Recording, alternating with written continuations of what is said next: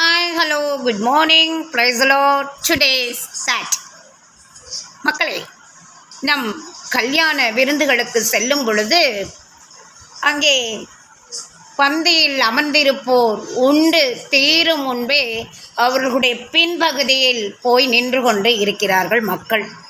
முன்பெல்லாம் இப்படி இல்லை மக்களே. முன்பும் கல்யாணங்கள் நடக்கத்தான் செய்தது, விருந்துகளுக்கு நாம் செல்லத்தான் சென்றோம்.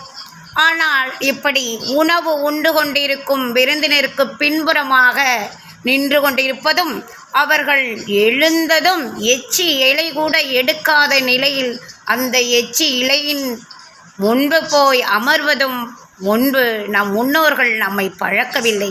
ஆனால் நாம் நம் பிள்ளைகளை இவ்வாறு பழக்குகின்றோம். இது அருவருக்கத்தக்கது. இதுக்கு ஒரு முடிவு கிடைக்குமா உங்கள் வீட்டு கல்யாணங்களில்? சிந்தியுங்கள் மக்களே. பாய்.